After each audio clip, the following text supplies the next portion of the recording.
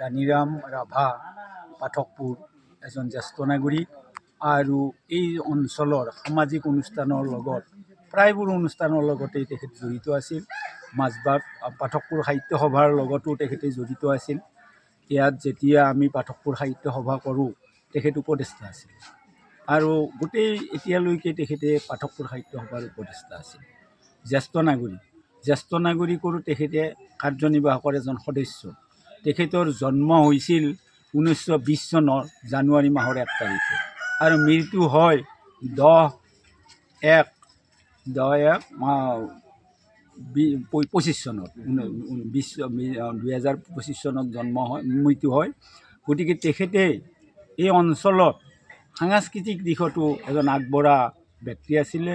ধৰ্মীয় অনুষ্ঠানৰ লগত জড়িত আছিলে। 30 বছৰ ধৰি পাঠকপুৰত তেখেতসকলে আছিলে।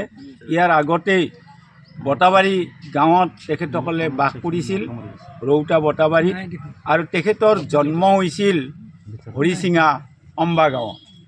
গতিকে তেখেতৰ যিটো মৰ্যাদা, ধৰ্মীয় মৰ্যাদাই হওক, সংস্কৃতি মৰ্যাদা, গোটেইবিলাক মৰ্যাদা থকা এজন ব্যক্তি আছিল।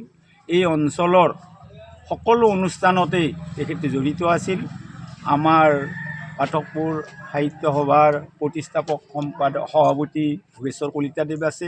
আমি তেখেতসকলক লগত ৰাখি ইয়াত সামাজিক অনুষ্ঠানবিলাক কৰিছিলোঁ। আমাৰ পাঠকপুৰ স্কুলৰ লগত জড়িত আছিলে।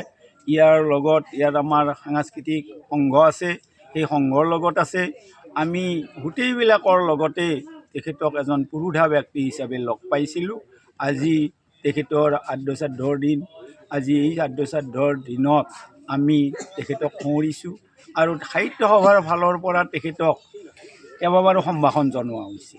গতিকে জ্যেষ্ঠ পুত্ৰ হিচাপে মই দুই এষাৰ কম ভাবিছোঁ। গতিকে মোৰ দেউতা তেওঁৰ ডিটেইলছটো তেখেতে আগতে কৈ গ'ল।